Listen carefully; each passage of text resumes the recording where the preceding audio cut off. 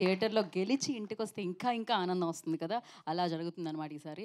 So, మరి మ్యూజిక్‌తో ఒక రేంజ్‌లో ఈ చిత్రానికి ఇంకా సక్సెస్‌ని అందించడానికి మన ముందుకు ఆల్రెడీ ట్యూన్‌ని మనం విన్నాము. సో, అలాంటి మంచి మంచి ట్యూన్స్‌తో సూపర్ సక్సెస్‌ని అందుకున్న శేఖర్ చంద్ర గారిని పాట పాడవలసిందిగా సారీ మాట్లాడాల్సిందిగా హాయ్ అండి. ముందుగా I thank Maruti sir for always encouraging me. So, ఈ అవకాశం ఇచ్చినందుకు అండ్ గోవిందరాజు గారికి ఐ థ్యాంక్. బికాస్ స్టోరీ వినమన్నారు, స్టోరీ విన్నాను. ఫుల్ ఆఫ్ కామెడీ ట్విస్ట్లు. అంటే రెగ్యులర్గా కామెడీ ప్యాటర్న్ రకరకాల సినిమాలు చూసుంటాం. బట్ ఇది కామెడీలోనే షాక్ అవుతూ కామెడీ ఉంటుందన్నమాట.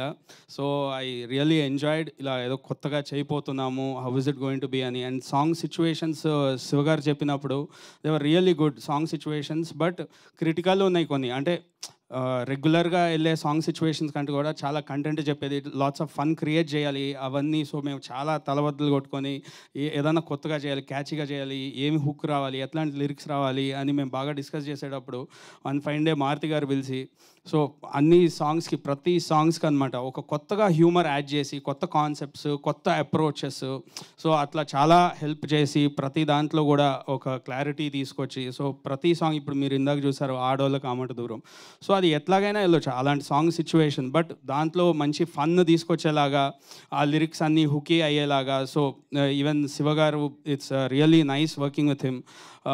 పిక్చర్గా ఓవరాల్గా కానీ ఫుల్ క్లారిటీతో. So I thank him also. And Kiran గారు అండ్ రాజ్ భయ్యాతో అయితే this will be my third film.